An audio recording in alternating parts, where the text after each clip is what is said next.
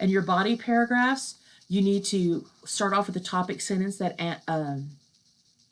identifies the particular appeal that you're looking for. So I'm going to want to see logos, pathos, and ethos mentioned in each of your topic sentences, right?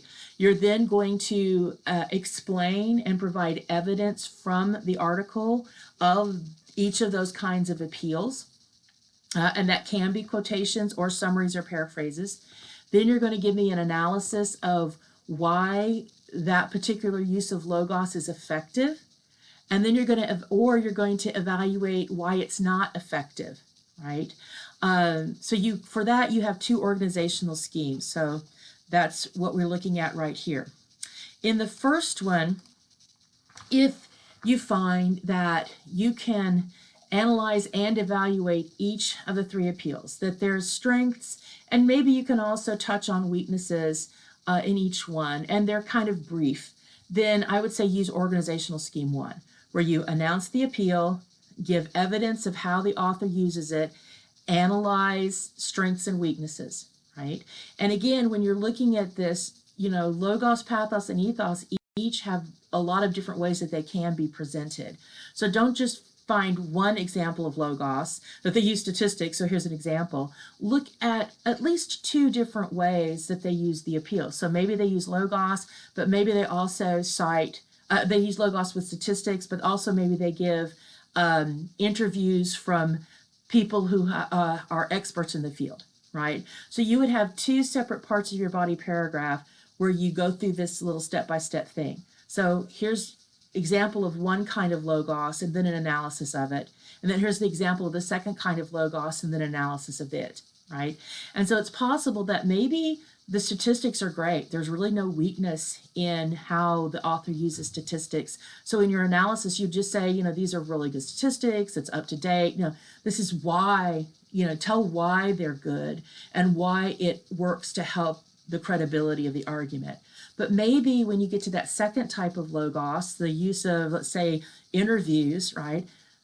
After you explain what it does, gives an example of that, maybe your analysis is that, certainly listening to the voices of people who have gone through this experience is important, that they have limited value when it comes to proving the point because, maybe those people don't have a real good grasp of reality or something like that, right?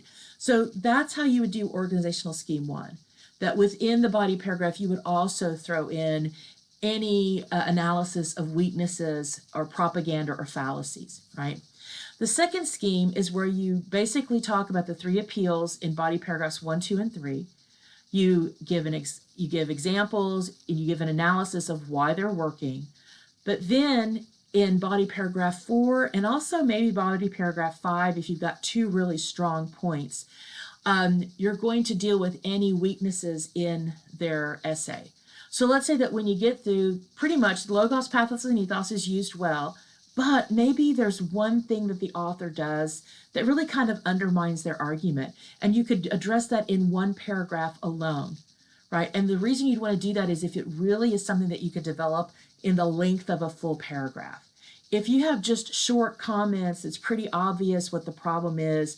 So maybe 1 or 2 sentences and you've taken care of it, use organizational scheme 1.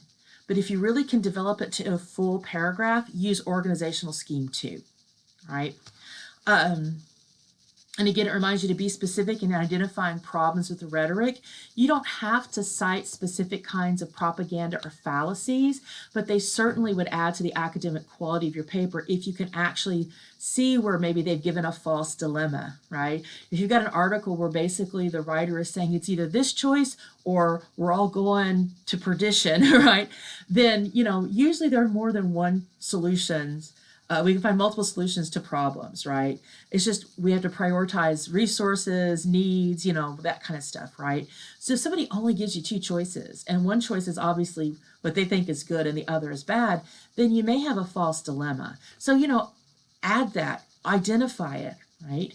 But sometimes there's no specific type of fallacy or propaganda that fits the problem with the essay. Let's say that the problem is